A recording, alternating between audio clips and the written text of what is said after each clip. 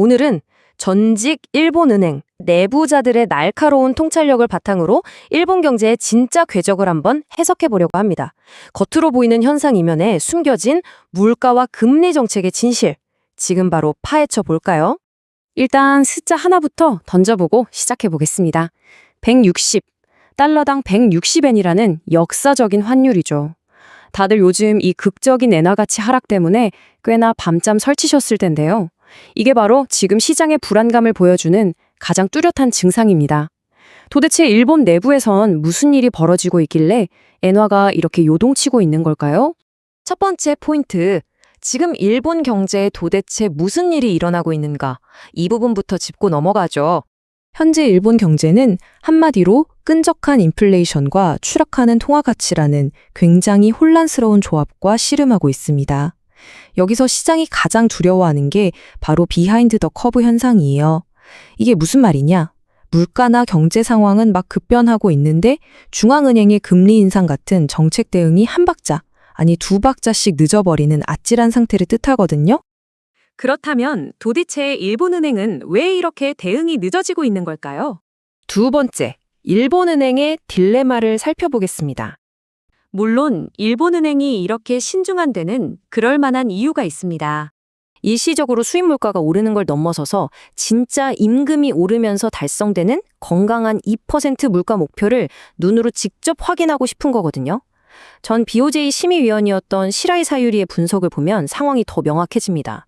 표면적인 명목금리를 찔끔 올렸다고 쳐도 실제 인플레이션을 반영한 실질 금리를 보면 여전히 심각한 마이너스 상태라는 거죠. 그러니까 겉보기엔 금리를 올리며 조이는 것 같아도 실제로는 시중에 계속 돈을 풀고 있는 거나 마찬가지란 얘기입니다.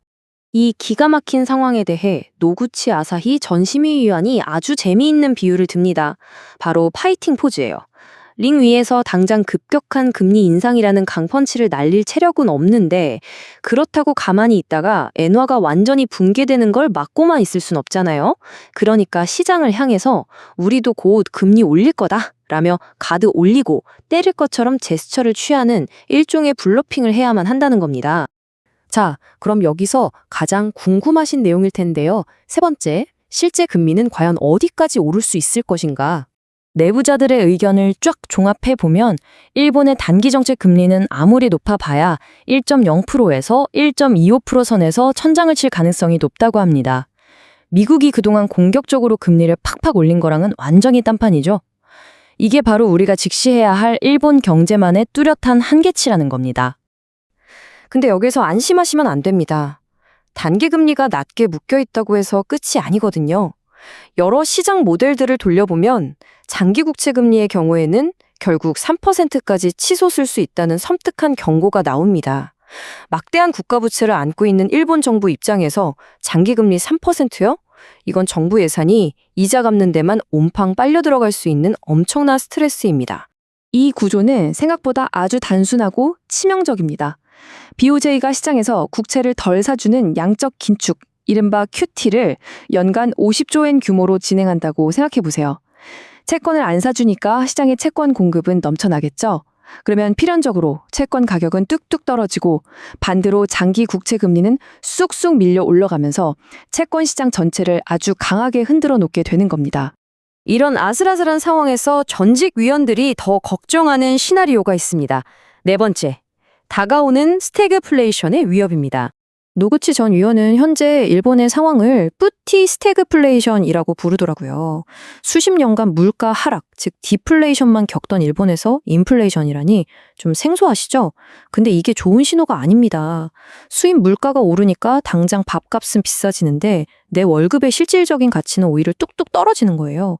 결국 지갑을 닫게 되고 소비자의 구매력이 죽어버리는 경제 정체 현상이 시작됐다는 겁니다. 진짜 문제는 이 귀여워 보이는 뿌띠 단계가 언제든 전면적인 경기 침체로 폭발할 수 있다는 점입니다. 중동 불안 같은 지정학적 충격이나 유가 급등이 오면 수입 의존도가 높은 일본 경제는 그야말로 직격탄을 맞거든요. 2008년 글로벌 금융위기 직전에 유가 폭등이 어떻게 경제의 숨통을 끊어놨는지 기억하시죠? 전직 위원들은 바로 그 무서운 역사가 반복될까봐 잔뜩 긴장하고 있는 겁니다. 자, 그럼 이제 마무리를 해보죠. 다섯 번째, 경제 전망과 시사점입니다. 이 부분 꼭 기억하셔야 합니다. 시라의 전 위원은 아주 흥미로운 역발상을 제시하는데요. 지금의 이 극단적인 슈퍼 엔저 현상, 이거 영원할 거라고 철석같이 믿으면 안 된다는 겁니다. 만약에 미국이 인플레이션을 어느 정도 잡고 본격적인 금리 인하 사이클에 돌입한다면 어떻게 될까요?